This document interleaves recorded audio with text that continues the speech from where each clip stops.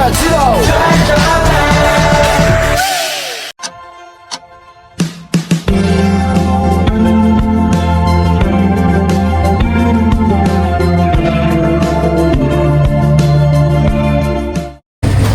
guys, jadi kita lagi di UPN Veteran Jakarta yang di Limo di Fakultas Ilmu Kesehatan.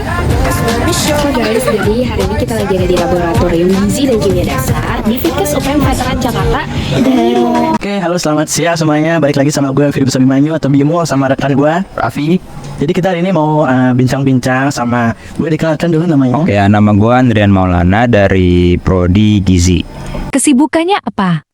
Kesibukan gue selain kuliah ya, gue kebetulan lagi ada project nih untuk nanti itu satu angkatan, dan gue kebetulan jadi panitia di bagian divisi perlengkapan. Oh, kenapa sih lu tertarik memilih jurusan gizi gitu? Kalau itu sih karena gue dulu emang pernah ini ya, overweight gitu ya, terus gue ikut diet gitu, terus nonton video-video gimana caranya untuk turunin berat badan, terus kayak makanan ini berapa kalori, terus kayak protein, karbo itu, akhirnya gue kayak oh nih lumayan ngerti juga nih, akhirnya milih gizi gitu. Seberapa penting sih gizi buat kesehatan masyarakat? Penting sih, penting banget ya, karena kalau secara kesadaran masyarakat itu yang mengerti gizi itu artinya dia bisa lebih mengelola asupan makanan dengan baik, dan juga kalau gizi masyarakat ini dikategorikan sebagai seimbang itu bisa meningkatkan kualitas hidup mereka gitu. Jadi mereka makanannya nggak asal-asalan gitu loh, gitu. Kira-kira ada nggak sih makanan yang langsung menuhin semua asupan gizi? Kalau satu makanan aja sih nggak ada ya, tapi kalau salam satu piring itu bisa aja. Jadi penting itu ada utamanya karbohidrat ya, nasi dan singkong gitu. Terus juga sayuran itu penting juga. Yang disarankan itu kalau sayuran itu sekitar 150 gram atau seporsi lah ya gitu.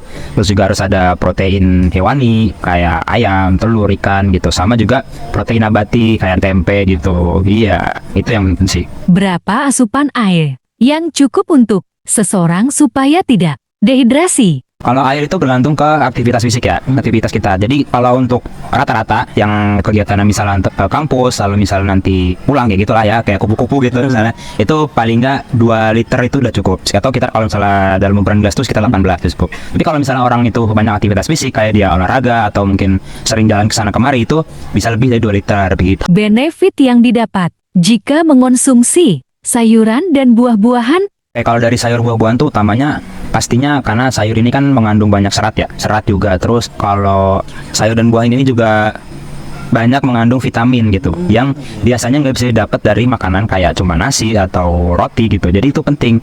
Apalagi disarankan itu oleh WHO itu sayur dan buah ini 450 gram. Jadi sayur itu 250 gram dan buahnya 150 gram gitu. Karena ya balik lagi tadi memang penting gitu, ada kandungan vitamin, ada serat ini. Kalau untuk protein, memang protein itu salah satu makronutrisi yang membangun otot gitu, untuk daging kita. Karena ya kalau misalnya nggak ada protein, artinya otot dalam tubuh kita ini akan digunakan untuk energi gitu, dan kita bisa dibilang kayak jadi kurus gitu loh, kayak gitu.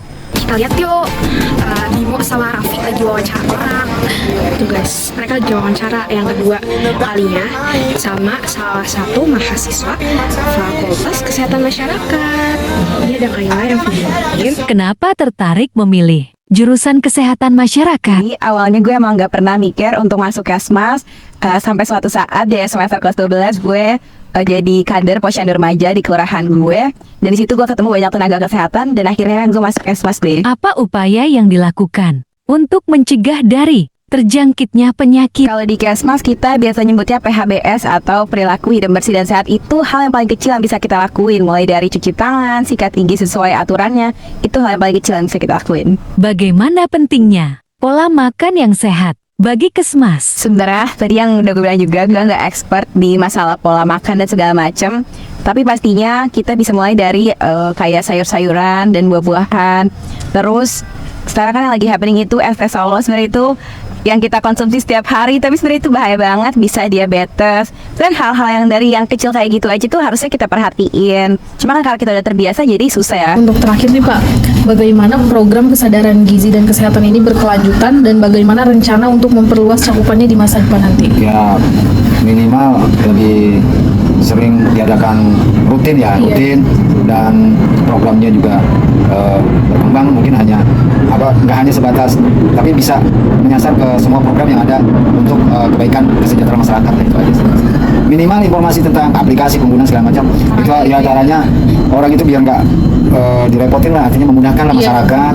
Jadi dalam penggunaan informasi aplikasi gadget, karena hampir rata-rata kan orang kaki-kaki aja banyak yang pakai gadget. Minimal kalau lebih sosial lebih jelas, lebih lanjut, lebih detail, saya kira masyarakat terbantu dengan semua program yang ada di pemerintah gitu. Assalamualaikum warahmatullahi wabarakatuh. Kami dari kelompok 1 ingin memberikan sedikit evaluasi tentang pembelajaran PJBL ini. Menurut kami pembelajaran PJBL ini sudah cukup baik, namun sedikit menyulitkan, dan nanti mungkin bisa ditinjau lagi dari pemilihan materinya bagaimana. Jadi benefit yang kita dapatkan selama pelaksanaan PJBL ini, kelompok kami jadi lebih tahu bagaimana keadaan kesehatan masyarakat yang ada di pasar minggu. Kayak mungkin untuk kesan selama PJBL ini tuh menurut kita tuh menguras banyak tenaga ya, karena yang pertama kita tuh punya beberapa kendala. Salah satunya adalah perizinan ke puskesmas, dimana kayak menurut kami prosedurnya tuh sangat sedikit ribet, dan apalagi kita kan semester 1 yang istilahnya belum tahu apa-apa nih, tapi nggak masalah, itu jadiin kita sebuah pembelajaran guys. Yang terakhir pesannya itu untuk kedepannya kami memikirkan secara matang bagaimana prosedur terkait PJBL ini, dan lebih berkoordinasi antar anggota kelompok, kayak komunikasinya harus lancar, kayak pembagian tugas-tugasnya itu harus secara rata gitu.